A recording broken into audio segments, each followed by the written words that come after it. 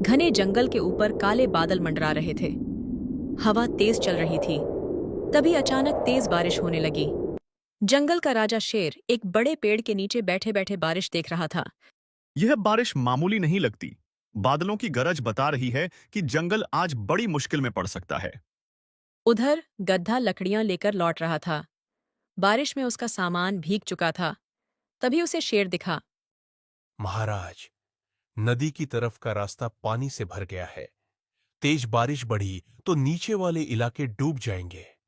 तभी झाड़ियों से लोमड़ी बाहर आई। उसके बाल भीग चुके थे। मैंने पहाड़ी की तरफ देखा। ऊपर से पानी बहुत तेजी से उतर रहा है। हमें सुरक्षित जगह तुरंत ढूंढनी होगी। कुछ ही देर में भेड़िया भी दौड़ता हुआ वहां पहुंच गया। मैंने नदी का किनारा देखा है। पानी सामान्य से कहीं ज्यादा ऊंचा हो चुका है। देर हुई तो खतरा बढ़ेगा।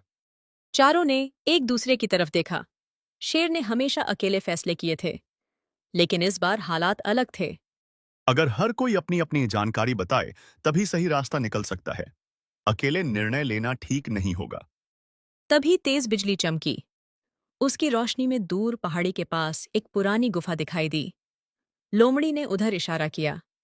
वो गुफा काफी ऊंचाई पर है। पानी वहां तक नहीं पहुंचेगा, मगर रास्ता फिसलन भरा और खतरनाक होगा। खतरा चाहे जैसा हो वहीं पहुंचना बेहतर है। यहां रुकना समझदारी नहीं। पानी तेजी से बढ़ रहा है। गधा ने नीचे देखा। बारिश का पानी उसके पैरों तक आ गया था। मैं रास्ते में सामान भी उठा सकता हूं, मगर अगर कोई फिसला तो सबको मिलकर संभालना पड़ेगा। ठीक है, हम साथ चलेंगे। कोई आगे भागेगा नहीं, कोई पीछे नहीं छूटेगा। सब एक दूसरे का ध्यान रखेंगे।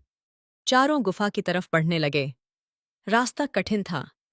मिट्टी दलदल बन चुकी थी। भेड़िया आगे आगे चल रहा था। वह तेजी से चढ़ रहा था। अचानक उसका पैर फिसला और वह नीचे की तरफ लुढ़कने लगा। गधा तुरंत आगे बढ़ा और उसे अपनी पीठ का सहारा दिया। धन्यवाद दोस्त। अगर तुम तुरंत सहारा नहीं देते तो मैं सीधे बहते पानी में गिर जाता। मुसीबत में साथ देना ही असली ताकत है। अकेले कोई भी हमेशा खुद को नहीं बचा सकता। बारिश और तेज हो गई। सभी आगे बढ़े। अब गुफा थोड़ी ही दूर थी, लेकिन रास्ते के बीच एक बड़ा पेड़ गिरा पड़ा था। उससे रास्ता बंद हो गया। अगर इसे दाईं तरफ धकेलें और नीचे की मिट्टी हटाएं, तो रास्ता खुल सकता है। भेड़िया ने पूरी ताकत लगाई। गधा भी धक्का देने लगा। शेर ने अपनी ताकत लगाई। कुछ देर बाद पेड़ धीरे धीरे हटने लगा। रास्ता खुल गया। गुफा तक पहुंचते ही सबने राहत की सांस ली। बाहर बारिश गरज रही थी। अंदर थोड़ी गर्माहट थी। सब बैठ गए।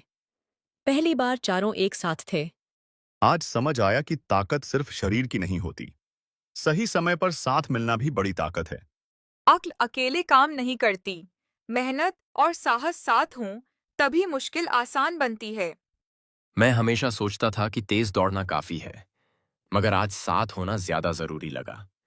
जब रास्ता कठिन हो तो साथ चलने वाले कदम डर को छोटा बना देते हैं। इतने में बिजली जोर से कड़की। गुफा की दीवार से गिरे पत्थरों को देखकर चारों जानवर चिंतित हो गए। भेड़िया तुरंत पीछे हट गया। अगर दीवार इसी तरह टूटती रही तो पूरी गुफा हमारे ऊपर गिर सकती है। हमें जल्दी कोई उपाय ढूंढना होगा। लोमड़ी दीवार के पास गई और ध्यान से उसे देखने लगी। उसने कई जगह दरारें देखीं। दीवार पूरी तरह कमजोर नहीं हुई है।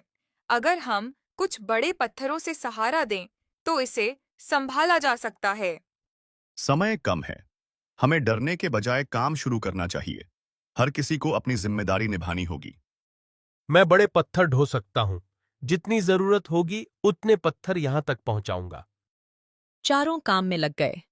गुफा के अंदर और बाहर कई मजबूत चट्टानें पड़ी थीं।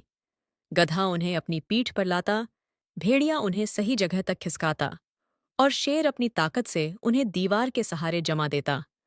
लोमड़ी पूरे काम की निगरानी कर रही थी। कुछ देर तक सब ठीक चलता रहा, लेकिन अचानक गुफा के बाहर से किसी जानवर की दर्द भरी आवाज सुनाई दी। चारों चौंक गए।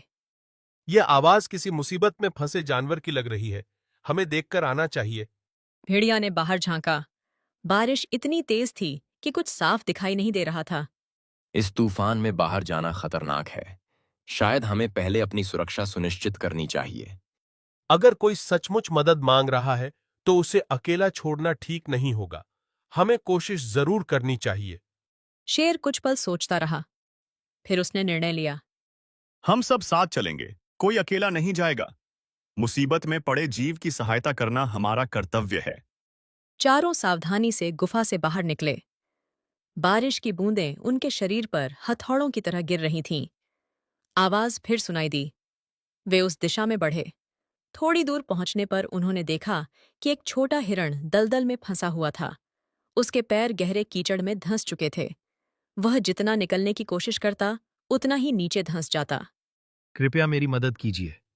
मैं बहुत देर से निकलने की कोशिश कर रहा हूं, लेकिन सफल नहीं हो पा रहा। अगर कोई सीधे दलदल में गया तो वह भी फंस सकता है। हमें सोच समझकर काम करना होगा। लोमड़ी ने आसपास नजर दौड़ाई। उसे एक लंबी मजबूत बेल दिखाई दी। अगर हम इस बेल को हिरण तक पहुंचा दें, तो वह उसे पकड़कर बाहर आने की कोशिश कर सकता है। भेड़िया तुरंत बेल खींच कर ले आया।